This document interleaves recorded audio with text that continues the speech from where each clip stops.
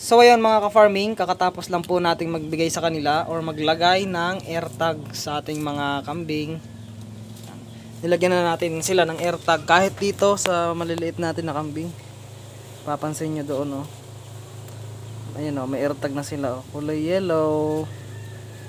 Nilagyan na natin sila ng AirTag para medyo maganda tignan naman.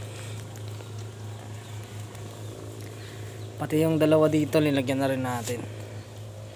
Yan po. So ngayon ang oras pa lang naman natin ay alas 2. Sinilong ko sila kasi yun nga, lalagyan natin ng AirTag. At may mga gamit pa dito na AirTag, oh. Marami pa, marami. Marami tayong pang AirTag. Yan mga ka-farming. Kung gusto nating maging maganda ang ating kambing, kailangan din nating gumastos para sa AirTag. Yan. Yan si Tagpi. Kumakain ng mga natitirang feeds. Dry feeds. Maharlika feeds po yan. Kinakain niya Maharlika feeds. Kasi mahal ang Romsol. Nasa 40 plus ang Romsol. So hindi natin kaya ang budget pag Romsol. Po. Ganda doon yung isang buntis. Hindi ko alam kung buntis. Madaya. Dapat pangalan pala niyan hindi si Princess, si Madaya.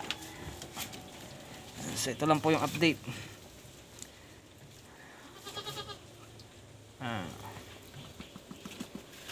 Kain. AirTag, oh.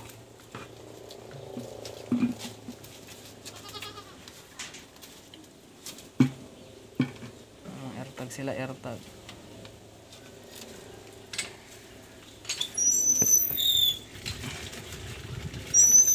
Ito yung dalawang maliit.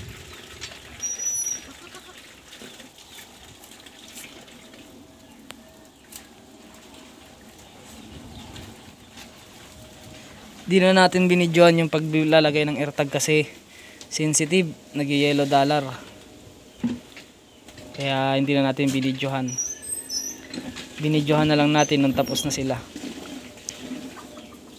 1 month old ang ating alagang kambing. Malalaki na ang 1 month old.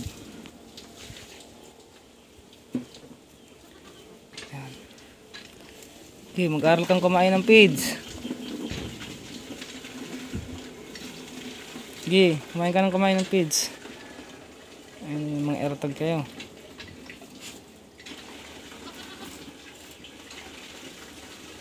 Gusto nila dry feeds. Sige, mag-aral kayong kumain ng feeds. Mura lang kasi yung Maharlika feeds. Kumpara dun sa Romsol feeds. Mahal ang Romsol. Kaya Maharlika na lang. Support lang naman nila yan, eh. Support lang nila yung feeds.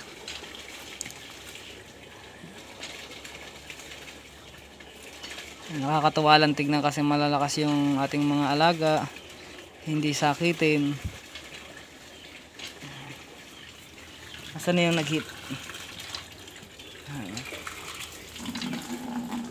Yung mga AirTag na, oh.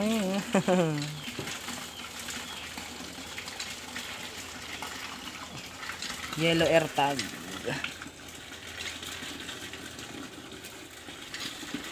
Ito si ganda.